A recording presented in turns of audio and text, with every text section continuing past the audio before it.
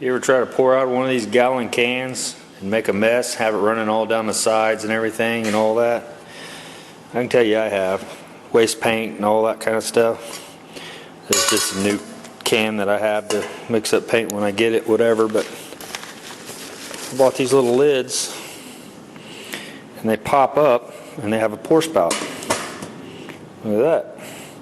So how well those will work, I have no idea, but they look like they should work pretty well. You see, I've got kind of a little temporary deal here. I was measuring out for my paint booth. I've got a set of plans mocked up for it. Actually, I've got the whole setup. But let me tell you what I got going on here, what I'm planning. And so you've got two types, you may have more than that, but in my experience you have two types of paint booths. One's a downdraft system and one's a side draft system. And so with the downdraft systems, a lot of times the filters come in from the ceiling and it sucks down, everything goes down into the floor. You got a grate system in the bottom and it goes down to the floor, which those are, from what I understand, that's what you want, top of the line. I don't know. From what I understand, that's the best you can get type of deal. The next best, or the other one, would be the side draft paint booths, where you usually have a bank of filters in the wall, fan behind, pulls, and then you've got intake filters, and it just goes sideways across. So my plan, because I've got this heater, it'll be blowing out here. I'll have this, and you can see here I've got to here, I'll run it to that wall, and then from here I'll run it this side of the piping on that, take the decups and all that stuff down and run that up that way. So I got these set on like 4 foot. I got 2 foot here, 4 foot in between, 2 foot here, 4 foot in between, 2 foot here, 4 foot in between. So I'll have the 2 foot, I'll have the intake filters are 2 foot square. So I'll have 3 setups for those filters. And what I'm going to do is I'm going to put them up as high as I can, reasonably. And I've got a little ladder that I can climb up and put probably just 3 filters to start with. And then I've got exhaust filter to go over that. And like I said, that thing sucks that door wide open. So when this room is cut in half, that should be, I'm hoping, really, really good. So I don't want to put, let's see, how do I put that? The way I'm thinking it's going to work, depending on, because I'm buying the tacky professional filters. So I'll build a little box for them, 2 foot, slide them in up high. That way when that fan's turned on, it actually pulls everything down that direction, almost like a downdraft, side draft combination thing. Instead of just straight, instead of putting them down here and running them straight across, which I wouldn't want it that close to the floor anyway. Like I said, I'll wet the floor and I want everything to be pulling down that direction. So that's the plan for right now. So as far as how many filters, that'll be a research and development type deal. So I'll put 3 filters in, I'll turn it on, I'll see how much it's pulling, if I think it's going to be enough to actually clear the stuff out without just being ridiculous. If it pulls too hard, it's sucking everything in, then I'm thinking I should put a couple of more filters in underneath those filters, so I'll have a 2 foot, 2 foot, 2 foot, 2 foot, something like that. And that should, in my mind, decrease the amount of pressure that's pulling out and pulling, because there's a bigger area over here. Could be wrong, just going to have to do it and figure it out. So that's kind of the plan there. Here, I've got this laid out to where I'm going to have a door. I have just a little door here that I can come in. Like I said, I set this up because most of the air will be flowing from that direction. And so it'll come across, it'll hit those filters, it'll hopefully filter out any dust or particles, and then it'll pull down that way. So I'll have this car moved over a little bit farther that way, and all that air will be pulling towards that corner. That's the best I can do with what I have here. What else? I'm going to tell you now that I've never had something that makes me want to work on that so bad as this right here has made me want to work on that. And you've seen I've actually taken a break from this and worked on that for a day or two. I really need to get this finished, but for some damn reason, I have no idea. I mean, when that's sitting in here by itself, I'm like, yeah, maybe I'll work on it today, maybe I won't. But I really, really want to work on that now. I don't know, maybe it's because I'm working on a Jeep and I'm just not that interesting per se, I don't know. But, I mean, it's kind of funny, because every day I come in and I'm like, I want to work on that. No, don't. You gotta eat. No, you gotta keep going.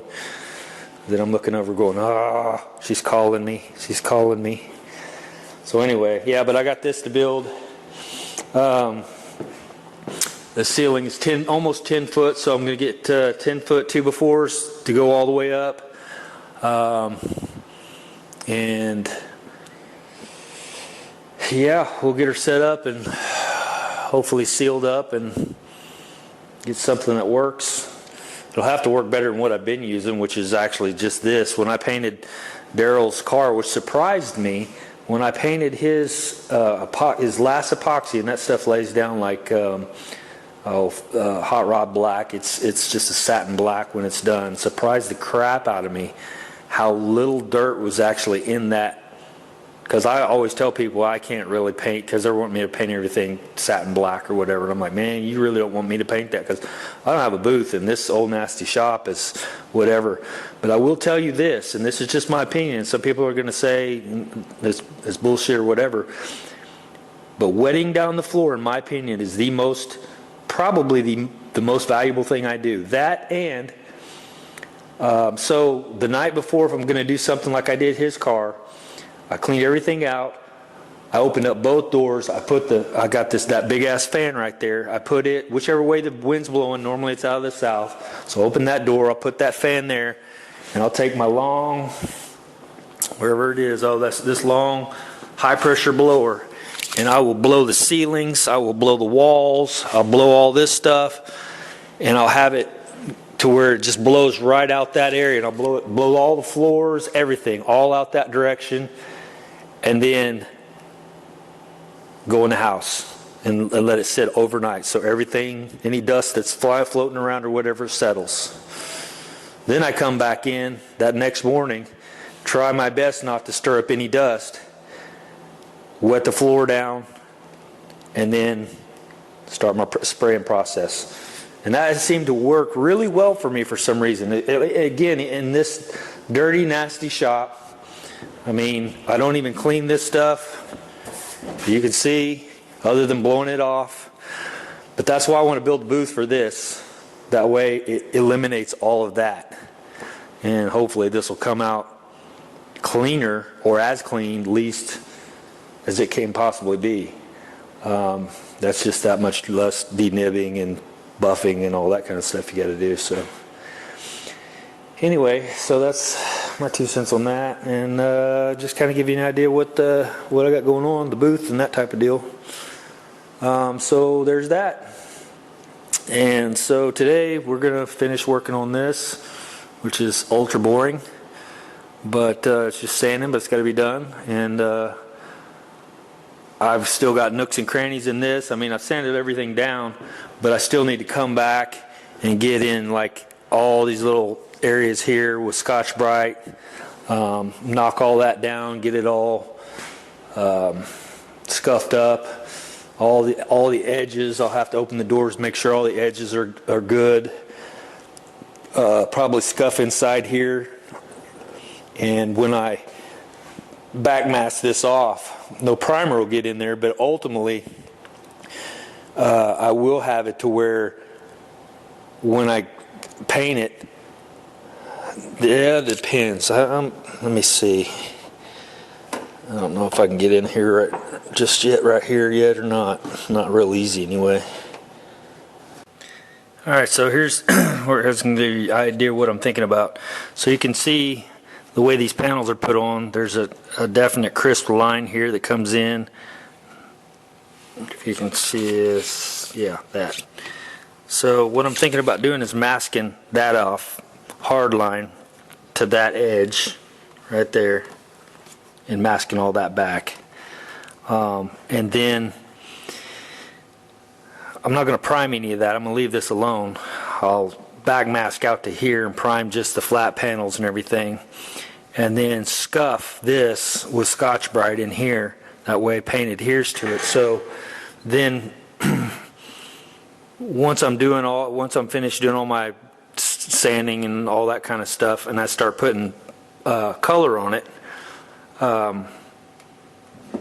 when these doors are shut, because these gaps are so big, and I'll have to mask, like I said, I'll mask all that stuff off in there, but it'll actually blow a little bit of paint as I'm coming by into here onto this scuffed area, kind of like a little blend, maybe, if you will. It'll just kind of blow across and in there. And then the same when I'm, because it's already painted and already has clear coat, solid, looks fine. But then when I clear coat it, also it'll dust a little bit in there. So then, if I need to, I can come back and kind of just lightly sand that down if there's any kind of texture or whatever, and it's still covered and whatever. But I'm hoping that it'll kind of blend in there a little bit. Otherwise, I can back mask that, cover that, and make a soft edge, which is really ultimately what I'm kind of doing, but I'm using the hard edge inside as that dividing line, basically. So that's my thought. What else? That's pretty much it. Some of this other stuff, obviously, those areas, this here will be mask up to where it doesn't get anything in except for just on the edges here. But I'm trying to make it look as professional as possible and not have a bunch of hard lines and stuff like that. So, but that'll be, I'm gonna say it's gonna be at least a week or two before I actually get to that stage, and I don't know how long it'll take me to make this set up. Shouldn't take that long, I wouldn't think. And I've already got the idea for the plastic that I'm going to use. It's a heavier gauge plastic. I want to say it's 7 mil thickness, and I can get those in 25-foot sheets at 12-foot high, which is plenty, so I can actually let it drape down and then tape it to the floor. Like I said, I'll only be wetting off the floor in here, so that shouldn't affect that too much.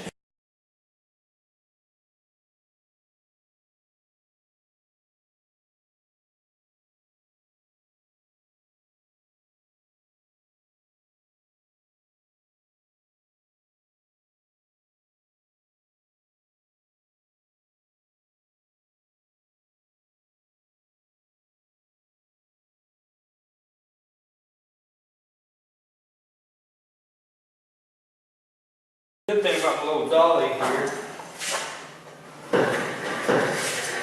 it's self-leveling, little deal that goes up and down, which is kind of cool. So right there, it's like way too high. So we'll just grab all of this, drop it down a little bit. I'm gonna go a little high with it. I don't know if you can see that, because I know it's got the glass in it, and I know it's going to drop a little bit.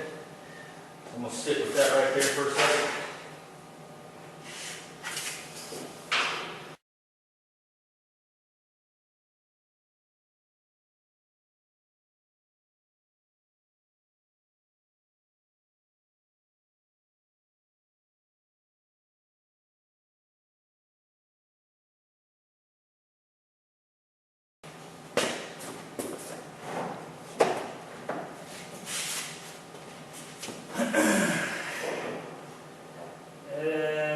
Yeah, I might want to come down just a tad.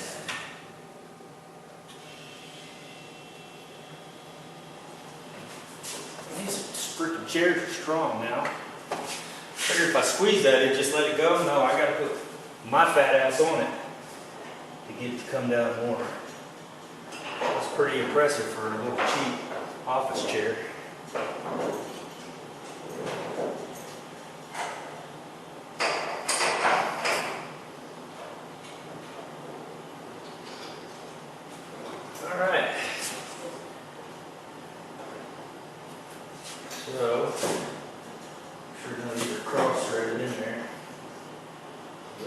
What's up?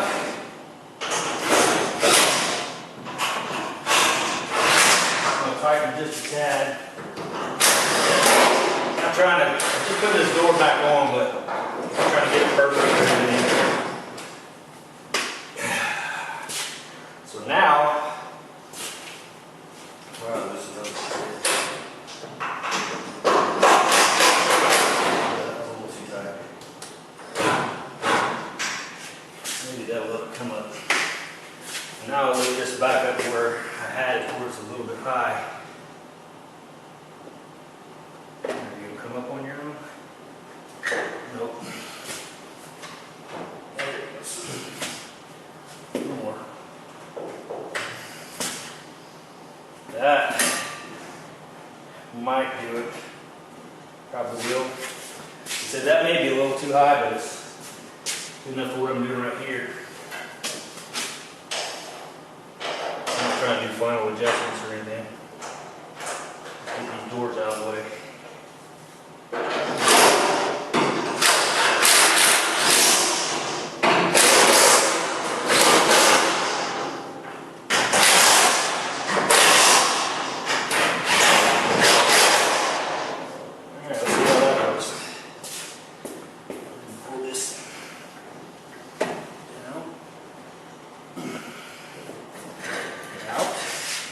Maybe there. Go just like it was supposed to. Yay. I don't have the striker in there because I haven't welded. On the other side I do have the striker in, but I haven't welded that in yet. So I've got the striker in on that door. But you can see, just lifting it up a little bit, it came down to where it's supposed to be. So remember that. Maybe a little tip if you guys are new to this kind of stuff. If you got a lot of weight on the door, now if you don't have the glass in it, it probably won't matter so much. But that glass is heavy. So same thing here, just went a little high, came down. Put the striker in. This is not even pushed up like it's supposed to be yet, so but I just want to get those doors out of the way and clear that whole corner out. So that's kind of where we're sitting.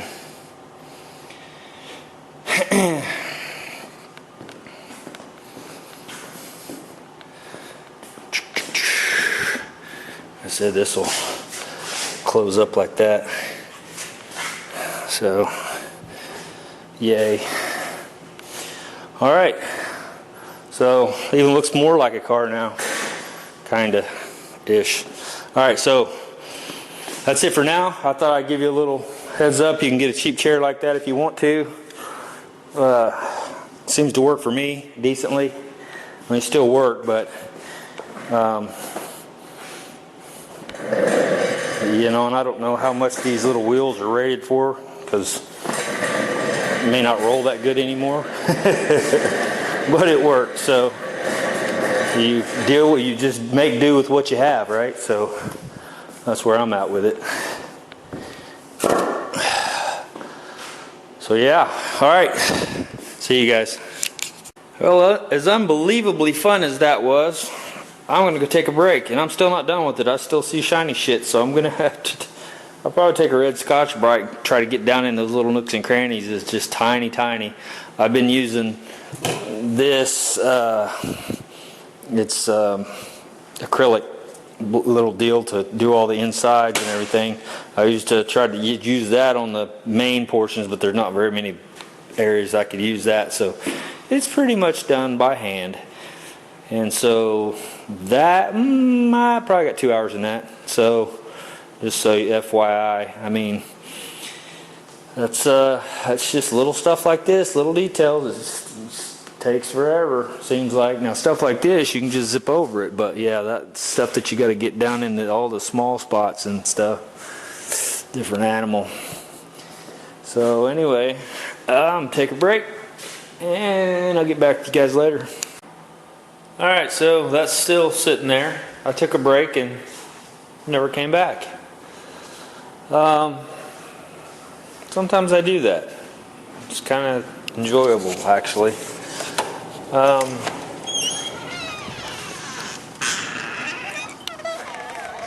I think one thing I've learned in life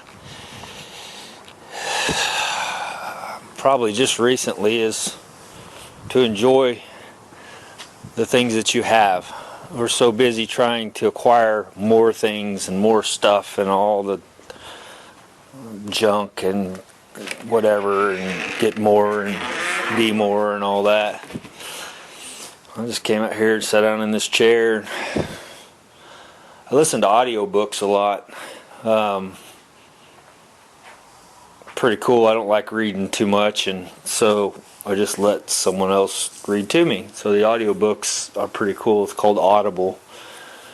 And so I listen to audiobooks, and it's been pretty awesome. But anyway, I came out here, probably sat here for the last, I don't know how many hours, just listening to an audiobook, and it's probably 62 degrees out here. Built this thing for the dog to, I just bought a mud flap basically and cut it down, cut that out so the dog could run in and out and not have, because he was jumping through all the screens. As you can tell, these screens are old. These screens are all brand new. I've just replaced every one of those screens, and they're with a heavy duty dog screen, so if he goes to jump through that, I'm just gonna wake him up. The other screens he could jump through pretty readily, pretty easily. I'm not saying he can't jump through those, because he probably can, but it's going to be a little harder on him. But I built that way he can, and I don't know that he could see those so much, because these are a little darker, and he walked up to him, kind of looked at it, sniffed it a little bit, and like he saw those. These are more transparent, so, but yeah, anyway, I decided to sit out here and enjoy the weather, and so that's what I did. And I don't know, I guess I'm getting at that age where it's time to start doing that. You've, like I was telling a buddy of mine, step out of the hamster wheel for a while and just go, you know what, I'm there. I'm where I've always wanted to be. I go to work and I come home and I do what I want to do on my days off, and